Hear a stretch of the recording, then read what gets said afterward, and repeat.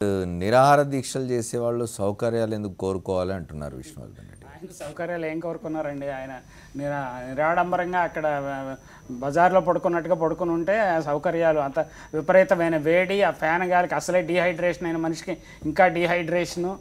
అంటే బీజేపీ నాయకుడు మాట్లాడిన తీరు ఇంకా కొంచెం బెటర్గా ఉంటే బాగుండేది. ఏంటంటే ఆయన కుర్రవాడు, ఆవేశం మీద మాట్లాడే సహజం. కానీ ఏంటంటే మనకి ఆంధ్రప్రదేశ్ ఏర్పడిన తర్వాత విభజన చట్టంలో ఏ అంశం కూడా ఆందోళన చేయకుండా రాలేదండి. అది మన బీజేపీ మిత్రులు గుర్తించాలి.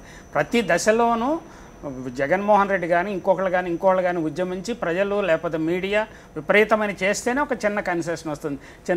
లేకపోతే సంవత్సరంన్నర పట్టాల్సిన శంకుస్థాపనలు జరగడానికి కానీ ఇవి పూర్తవడానికి ఎంత టైం పడుతుందో మీకు ఇప్పుడు ఏంటంటే శంకుస్థాపన చేయగానే ప్రాజెక్ట్ పూర్తయినట్టుగా ప్రకటన చేస్తున్నారు. చంద్రబాబు నాయుడు గారు అద్భుతమైన ప్రచారం చేసేస్తారు. దానికి మన ప్రాజెక్ట్ వచ్చేసింది అంటాడు ఆయన. అలాగే పట్టిసీమ పెట్టేసి ఒక అద్భుతమైన డ్రామా నడిపించి నేషనల్ మీడియాలోనూ నదుల అనుసంధానం అన్నట్టు ఆయన ప్రచారం కొట్టేశాడు. ఈ అద్భుతాన్ని నేను 40 సంవత్సరాల్లో ఎక్కడ చూడలేదండి. చంద్రబాబు నాయుడు గారి చాలా గొప్ప నాయకుడు. ఆ విషయంలోనూ బీజేపీ నాయకులు విమర్శిస్తూ ఉన్నారు. బీజేపీ నాయకులు విమర్శిస్తారండి. మరి జాతీయ స్థాయిలో ఏం చర్యలు తీసుకుంటున్నారు? 1600 కోట్లు నీళ్లలో పారపోసారు. ఆ నీళ్లలో పారపోసింది 1600 కోట్లు ఆంధ్రప్రదేశ్ ప్రభుత్వం ఖర్చు పెడితే 16,000 కోట్లు వాళ్ళు ఇచ్చేవాళ్ళు. 90% వాళ్ళు ఇవ్వాలి కదా. పోలవరం బ్యారేజీ పూర్తయ్యేది. దాన్ని వదిలేసేసి అది జరిగినప్పుడు గట్టిగా ఎందుకు నిలబెట్టట్లేదు? దాన్ని ఎవరన్నా ప్రశ్నిస్తే వాళ్ళకి మోటివ్స్ అంటగట్టడం ఏంటి? అలాగే ప్రత్యేక ప్రతిపత్తి అనేది మీరు వాగ్దానం చేసిందే కదా. మీకు రాజకీయ కారణాల వల్ల, ఇతర రాష్ట్రాల ఎన్నికల ఇబ్బందుల వల్ల మాకు ఇచ్చిన పార్లమెంటు సాక్షిగా ఇచ్చిన వాగ్దానము, యూపీఏ ప్రభుత్వం చేసిన తీర్మానము, ఆ మంత్రివర్గం చేసిన తీర్మానాన్ని మేము వైలేట్ చేస్తాం అంటే మిమ్మల్ని ఎట్లా? మీకు అసలు రాజకీయ విశ్వసనీయత ఎక్కడున్నది? పైగా దాన్ని ఆ డిమాండ్ తో నిరాహార దీక్ష చేస్తూ ఉంటే మీకు ఎథికల్ వాల్యూస్ ఉన్న ప్రభుత్వం వస్తుంది మోడీ గారి నాయకత్వంలో అనుకున్నాము. Is this ethics? Is political ethics?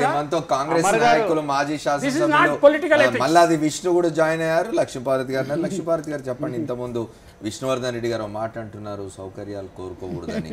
మీరు నిరాహార దీక్ష స్థలానికి వెళ్ళొచ్చారు. నేను ఒక జర్నలిస్టుల బృందంతో నిన్న ఇవాళ అక్కడ తిరిగి ఇప్పుడే వచ్చాను. నేను కూడా చూశాను.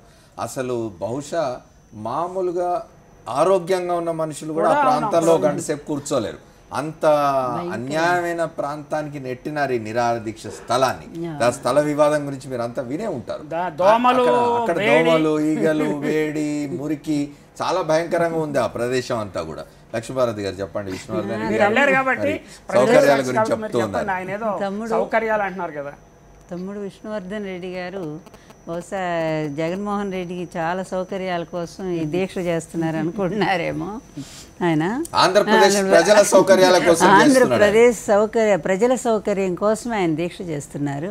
ఇంకా స్థలానికి వస్తే ఎంత భయంకరమైన స్థలం అందరూ చూశారు. రాత్రిపూట ఇంత దోమలు, కాట్లు, అందులో గుంటూరు జిల్లా వేడి అంటే అది అసలు మామూలు ఆరోగ్యవంతులు కూడా తట్టుకోలేనటువంటి పరిస్థితి.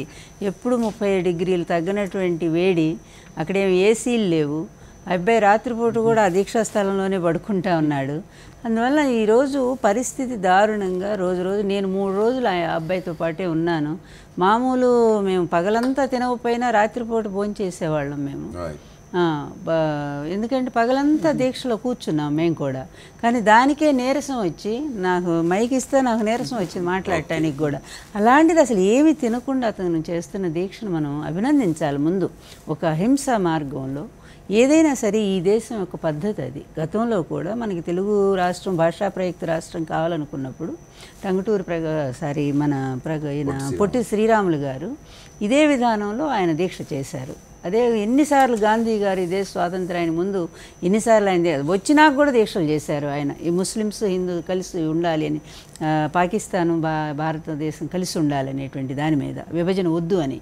అందువలన ఇది ఈ దీక్ష అనేది వాళ్ళ స్వతంత్రమైనటువంటి హక్కు. అది దాన్ని ఎవరు కాదంటానికి లేదు. సత్యాగ్రహాన్ని ప్రదర్శించడంలో ఇదొక మార్గం.